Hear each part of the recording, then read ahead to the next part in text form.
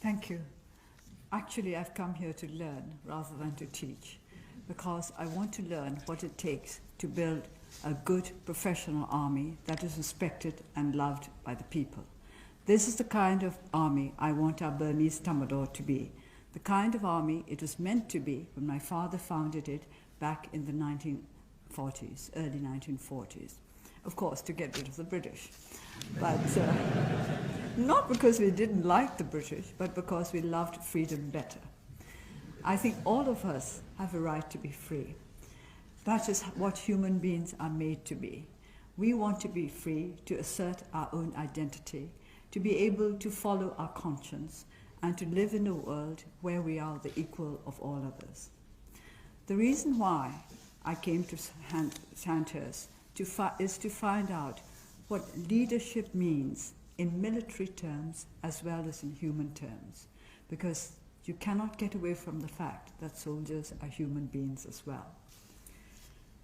The very first British military man that I felt I got to know was General Slim, because I read his memoirs when I was quite young to try to get to know more about the war in Burma. And I liked him because he liked my father. It's a good reason for liking somebody. And he made the point that the reason why he liked my father was because he could do business with him. That also I like. A military should be about doing its own work. Every organization in the land must understand what its duties are, what its responsibilities are, and what is not for them to do. That is very important. Over the last several decades, actually over the last half century, which is a long time, I think none of you cadets are anywhere near that age, our military has become politicized. This to me is not a desirable development. It was not meant to be that way. When early in the days of the newly fledged Burma Independence Army, my father said, this was in Burmese and I'll translate it into English. It doesn't sound quite the same because it rhymes in Burmese and it doesn't in English. But what he said was that the country should not be the servant of the army must be the foundation of the country. That is exactly what you are trying to teach people in Sandhurst. You serve to lead. We had a small discussion this morning as to whether to serve to lead was the same as to lead to serve. And we came to the conclusion that it is not the same, and it is better to put serve in front of lead, because the essential thing is service. Service that is rooted in strong principles. You have to understand what service is in order to be able to serve correctly. I said earlier that the first British military figure with whom I became familiar was General Slim. And I want to talk a little bit more about him, because in a book about the Indian Army, A Matter of Honor is the title of the book, he was described by Philip Mason as a complete man. I thought that this was the greatest compliment that any man could be given, that he was a complete man. And Philip Mason wrote in this way, his success as a general was not so much because he was a brilliant tactician or a strategist as because of his moral and human qualities. He was a complete man, an integrated character, following a straightforward course with modesty, courage, energy, and resource. I agree with this assessment of a complete man. You can be a complete man whether you are a military man or a civilian. And what we need in our country is an army that recognizes the worth of civilians and the importance of civilian authority over the military. All of you here are trained for leadership, but what I find most interesting is that all of you here are trained to be leaders under a civilian authority. This is something that you are taught, perhaps not so obviously, but this is the training that you receive every day. That although you are trained to be leaders, you also have to be followers, good followers. This again we discussed this morning. Do you need to be a good follower to be a good leader? And the answer was yes. Because unless you know what kind of qualities are desirable in somebody who is leading you, you yourself will not be able to develop those qualities.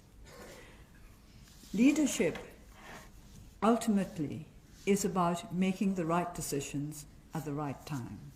That is how I see it. And sometimes these decisions have to be made under enormous pressure. People may question, is physical hardship really necessary to develop leadership qualities? And I think the answer is yes.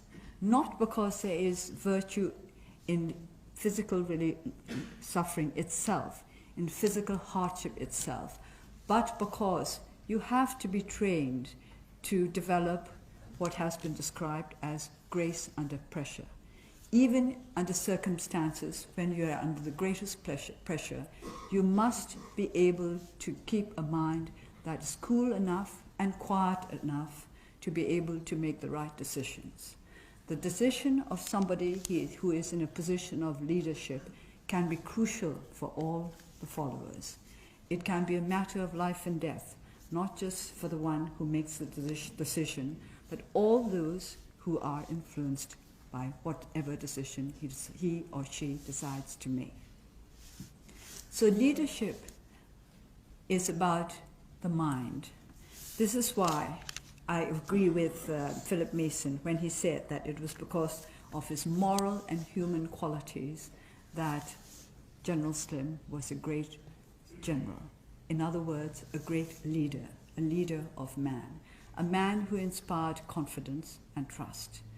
His book was entitled Defeat into Victory, and those who have read it will know that the war in Burma was going very badly when he took over as the head of the 14th Army, but in the end he led it to victory.